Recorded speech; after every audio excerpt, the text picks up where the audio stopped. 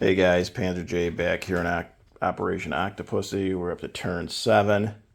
So it's 7.8 for the KMT, 7.9 for the United States, July of 1939.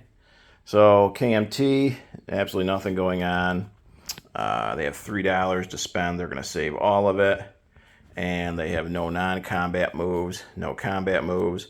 So they're just going to stay holed up in Yunnan, which is this force down here.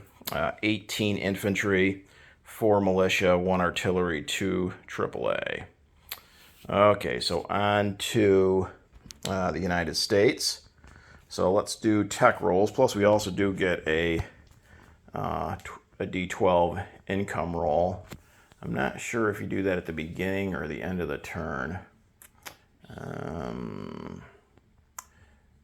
You would think potentially at the beginning of the turn, just because, I mean, not in this case, because I'm only at 45 IPP, so I'm still 18 away from being able to declare war. But if I was closer, if the D12 could put me over my wartime income, I mean, that would obviously affect the turn, so I'm not sure. But like I said, for this turn, it doesn't matter because I'm too far away. But for tech, after I rambled, our 7 tech rolls are going to be improved construction, 7 or higher. And I didn't put my dice out like last. Oh boy. Anyways, improved construction, 7 or higher, stage 1. Amphib doctrine, 7 or higher, stage 2. Jet fighters, stage 1, 8 or higher. Long range aircraft, stage 1, 8 or higher. Large ship construction, stage 2, 8 or higher. Heavy strategic bombers, stage 2, 9 or higher. And rockets, not on the board, 9 or higher. So let's see if we can remember, because I forgot to put my dice out like last turn. Okay, first, improved construction. A 6, we fail. Amphib doctrine was 7. 12, we succeed. Jets at an 8. 12, we succeed. Long-range aircraft at an 8. 10, we succeed. So that's 3 of 4 so far. Okay. Large ship at an 8. 6, we fail. Bombers. 5, we fail. And rockets. On 11, we succeed. So 4 out of 7. So we hit Amphib doctrine, so that's stage 3. Jet fighter, stage 2. Long range, stage 2. And rockets, stage 1. I'm pretty sure that's accurate. Okay, so on to purchases. Unless, again, I'm supposed to do my... let's just roll our income right now just to see. It's not going to matter either way. Ooh, I definitely like that. A 12. So we go from 45 to 57. That's very nice. Very, very nice. Okay. So let's get on to purchases. Although, you know what? Now that I'm thinking about it, I don't know. Whatever. We'll keep it. If they say it discounted and I was supposed to do it at the end of the turn, I guess we can PBE it. Okay. Anyways, 21 IPP to spend. We're spending, I think, 20 of it. We're going to lend-lease the British a seaplane for 7. We're going to start construction on a light carrier for 4. That's 11. We're going to advance our fleet carrier from stage 3 to 2 for 5. That's 16. And we're going to upgrade the minor port in Panama to a major for 4. That's 20. So that saves us $1. So let's just go ahead real quick and put our ships on the build queue. So stage 2 here for the light carrier. And then we moved the fleet carrier from 3 to 2. Okay, so combat, we do have combat just because escort duty is considered combat. So right now, prior to that die roll for the income increase, I was at 45. So I am able to move my ships, but they have to finish their movement adjacent to U.S. land zone, and I can't move through the Panama Canal yet. and I'm also able to go on escort duty. So with that in mind, we're going to take these 3 destroyers here in A25 and come up 1, 2 to A19 and go on escort duty there, where those 2 German subs are. And then down here in A36, we are at a major port, so 1, 2, 3, 4 for escort duty. And off of this card here in A30, a destroyer is going to come up 1, 2. Yeah, 1, 2. And then those 2 destroyers are going on escort duty in A18. Let's see. Here in A36, this naval transport, again at a major base, is going to go 1, 2, 3 to A25 and go in port. The naval transport that was already in A25 is going in port.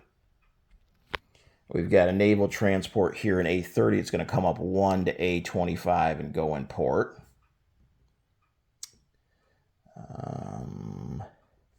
This heavy and light cruiser from A30 are going to come up 1 and go in port. And then coming out of A30, we've got 2 battleships and a fleet carrier at a major port. Well, that doesn't matter. Port doesn't matter, I guess.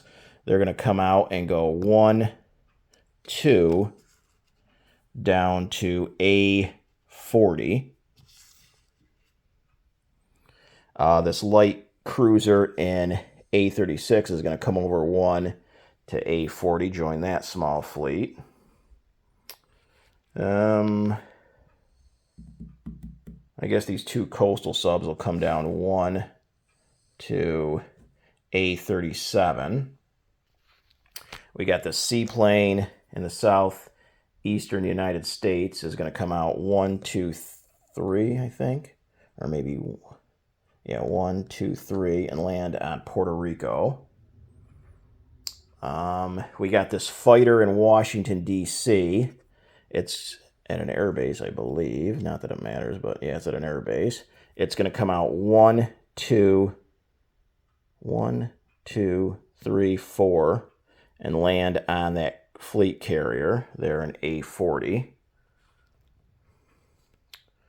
And so this marker we don't need. I think that's it on this side of the world.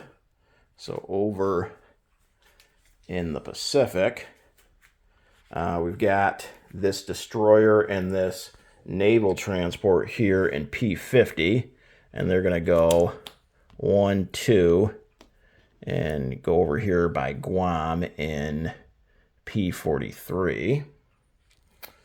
Over here in the west coast of the United States, we're going to take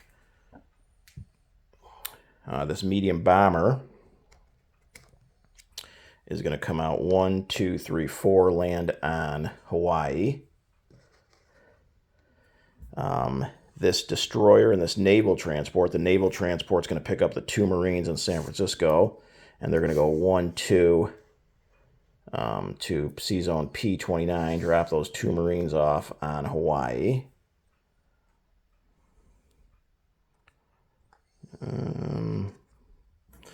I guess this tactical bomber will go 1, 2, 3, 4, and land on Hawaii as well. And I think that's it over here. That should be all I can move. Okay, so now for unit placement, we already put the 2 carriers on the production chart. So we've got our port upgrade and the Lend-Lease to the British.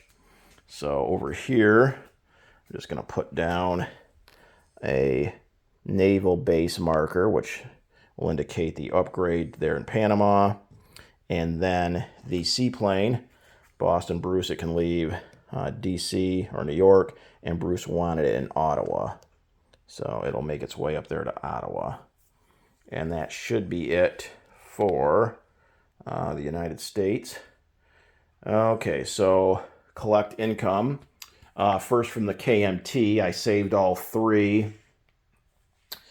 And they are at a whopping $1. The Burma Road is closed, so no bonuses.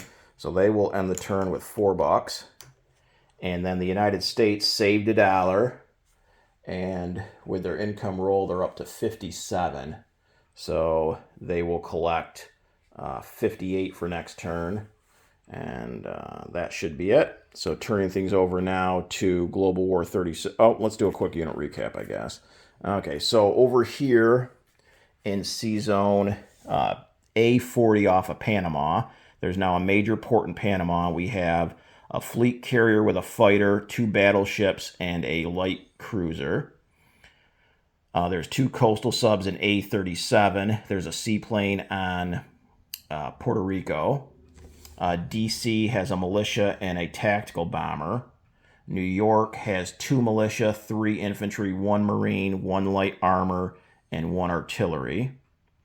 In port in A25 is 3 naval transports, a heavy cruiser, and a light cruiser.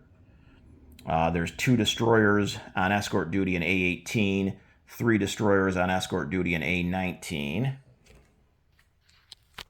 Over in the Pacific, we have, off of Guam, a naval transport and a destroyer.